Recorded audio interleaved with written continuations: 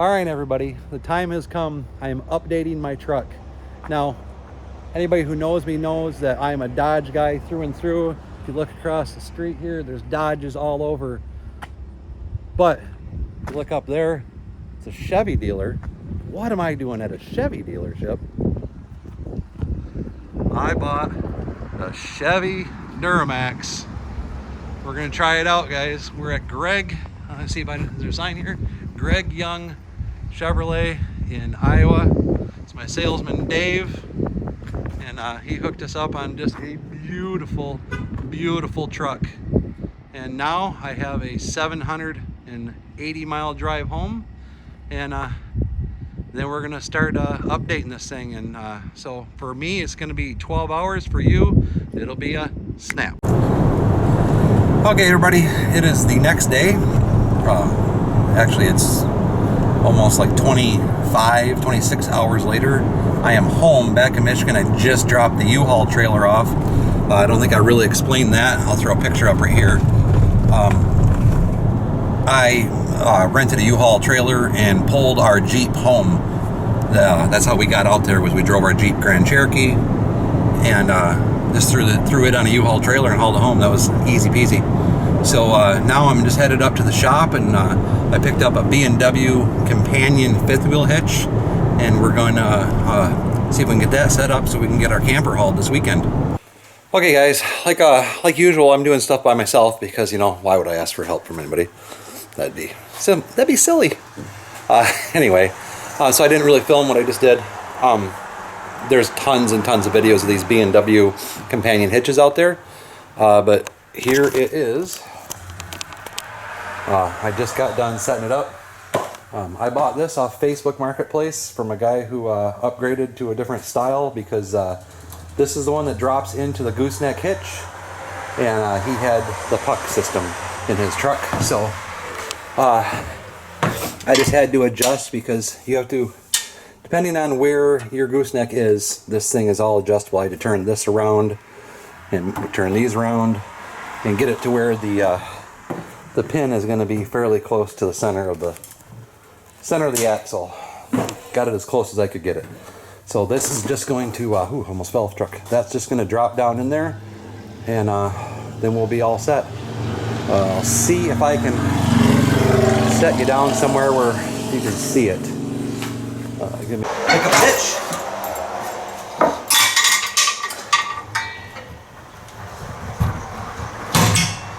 Just sets it down, push those handles down,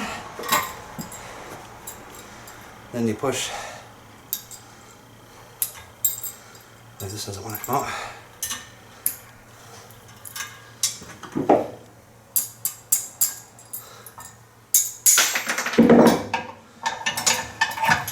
Goes through. Cotter key. Keep it from coming out.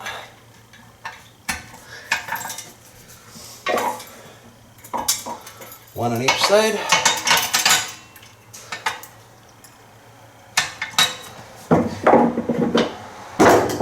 Hitch is installed. That opens the hitch. That closes it. So, all right, folks, that's it for this. I have no idea what order I filmed this in. You're either gonna see a walk around of the truck next, or I've already done that. So we'll see what happens. Okay, so elephant in the room. Why, after owning 8 Dodge pickups, did I buy a Chevy? Do I have a problem with Dodge? Absolutely not. I love them. They're my favorite truck in the world. However, the price. You can buy such a nicer Chevy right now than you can a Dodge for the same money, or Ram, sorry, and I don't know why, because, you know, I don't know, but the Chevy right now, I don't know a lot about the Duramax engines, but I've heard really good things about this L5P. I love this 10-speed Allison transmission, and the box is 6 foot 11 inches on a short bed. I tow a fifth wheel camper. That is amazing. I can turn. It's just great. The GVW on this truck as a 3/4 ton is 11,350 pounds, I believe, and the payload is 3,244 pounds on a 3/4 ton pickup. On a Dodge, that's like 2,000 something. It's almost 1,000 pounds more, and the box is 4 inches shorter, 5 inches shorter.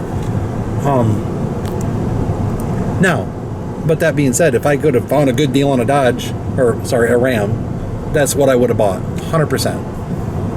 I would know, like, I'm buying a Chevy because of these reasons. I was, the day before I bought this truck, I was looking at a brand new Dodge that was $10,000 more than this truck, but brand new, but it was a base model truck.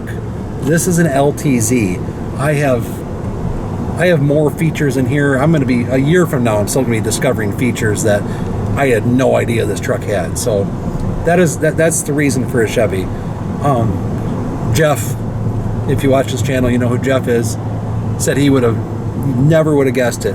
You know, his 2024 bingo card did not have Neil buying a Chevy on it, because I've been a through and through Dodge boy my entire life. But this is just a really nice truck. And you know what? It's built in Flint, Michigan, and the Rams are built in Mexico. You know, support your local workers too. You know, there's a lot to be said about that. This is just a nice truck. The price was right, and we're gonna give a Chevy a shot. The next truck might be a Ram. It might be a Chevy, maybe a Ford. Probably not, but maybe. I have no bias against it one way or the other. Dodge and Ram have always just been my favorite, and so that's just what I've always bought. But there's no that's only thing I'll ever buy. If you look at the cars I've had in my career as a mail carrier, I've had like 5 or 6 Ford Tauruses. I've had 2 Chevy Impalas, a Buick, a Jeep, you know, all kinds of vehicles to deliver mail in. So I'm not biased one way or the other. And this truck is just, so far, it's getting 20.6 miles a gallon on average. It got me 14.5 miles a gallon towing my Jeep home from Iowa. It got me 10.5 miles a gallon pulling my camper 200 miles down the expressway. That's incredible. So that's the story. Did I have to buy a new truck this year? No. My old truck was getting some miles on it, ran fantastic, but for everything I do, I needed a heavier truck. I'll insert a picture here. That's my truck with the camper and the side-by-side, and that's about 1,500 pounds over its towing capacity, maybe even 2,000 over if you count water and stuff that I probably had in the camper. And it did it, but that doesn't mean it did it well. I mean, it did it all right, but that's, like I say, that doesn't make it right. And but I did what I had to do to get the places I needed to go. This truck is going to do all that, and I'm not even going to know what's back there. I'm going to be towing that whole setup. I'll be 6,000 pounds underneath its towing capacity, and not even close to its payload capacity. So, yeah, that's the story. All right, everybody, so here are the details on the truck. It is a 2020 Silverado 2500 HD LTZ edition. It has the 6.6 liter L5P Duramax and the Allison 10-speed transmission. It has just a tick over 100,000 miles, which is on a diesel just getting broke in. It has been a very, very well maintained vehicle. It is a Carfax accident-free vehicle. It's had regular service. Everything looks phenomenal on this truck. The one thing I wasn't sure if I liked is that bug guard. The jury's still out. I think for now I'm just going to leave it on there. It's a little dirty right now. I've been driving it every day. It has, I've been getting 21 to 22 miles a gallon driving it. That's just phenomenal mileage. I mean, I'm so used to like 16, 17 miles a gallon with a half-ton pickup. To get 22 with a 3/4 ton is just amazing me. These Chevys are, like I say, the truck's a little dirty, so don't hold it against me, but these Chevys are very roomy. I guess it's not that dirty. The seats fold up real nice. I got a bunch of stuff underneath there already. Got to have your gloves in case some of those diesel pumps are nasty. I'm not sure if this is on all models or just the LTZs, but there's compartments on each side. Cup holders that fold down. Has the power heated rear window. Leather seats, of course, on the LTZ.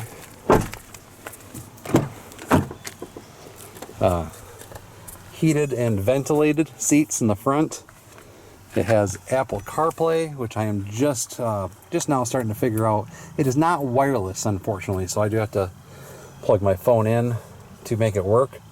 I can get a wireless adapter, but I don't know. We'll see how this works. It does have navigation. I did run into a problem on the way home from Iowa where the navigation had not updated, and it told me to exit in a half a mile, but in reality I should have exited in a 1/4 mile. When I got to the point where it told me to exit, there was no exit. So it wasn't a huge deal. I just went to the next exit and just had a little detour through a little country town, and everything was all hunky-dory. It has the power heated mirrors, power extending mirrors. Let's see if I can come in here and show you a little bit.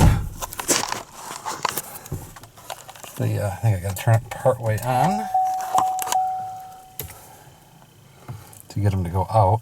So the mirrors extend out, extend back in, and fold in. And then, but when I was watching it back, I go, God, my voice. Never mind that. That was a podcast I was listening to. So, overall, really thrilled with this truck so far. You would have saw the hitch in. I'll throw a picture in here of me pulling my camper. That worked out fantastic. Yeah, everything about this truck is so far impressing me. Down here is the information sticker. Shows you the towing capacities and all that stuff. So it's got a 18,500 pound towing capacity with a 5th wheel or a conventional trailer. Somewhere on here it says the payload. I believe it's 3244. Yeah, 3244. So, which is far superior from the half-ton truck I was doing all this stuff with. Yeah, just super happy with the truck so far. I got a few things I need to get done. I need to tint the windows. I have a prescription for window tint because of an eye injury I had when I was a teenager. No, I still not going super dark because that's still illegal even with a prescription, but I'm going to go as dark as my prescription will allow. I always do that. Helps out a lot. So, here's my cell phone laying on the ground. That's a good spot for it. Anyway, that's the truck. I believe I'll probably make some videos on doing some service work and stuff to this truck. Maybe, I know I got to replace the fuel filter pretty soon. That wasn't done. I got several thousand more miles before the oil filters due. I think I'm at like 70% on the oil. Like I say, the truck's pretty dirty right now, but as you walk around it, you can see just how well taken care of it was. There's one little Tiny scratch right there. I don't know if you can even see it on camera, because I couldn't see it through the lens. But no damage in the front. Got my back of the blue plate on. Support your local police officers and all police officers. They do a great job. Yeah, truck is just everything I've ever wanted. So, other than a Cummins, if you could put a Cummins diesel in a Chevy, that'd be perfect. Now, I don't know if there's anything wrong with Duramax. This is my first ever. I used to say that Duramax is. Turn this around. I used to call them Dirty Maxes. I used to make fun of them, but you know, they're all good trucks, except for Fords. Just kidding. I even like Fords. Dodge always has a soft spot in my heart, but I'm not biased against all of them, any of them, except for maybe, you know, some of those foreign jobs. So, yeah, there she is, folks. Love it, love it, love it. Well, that's going to wrap up this video.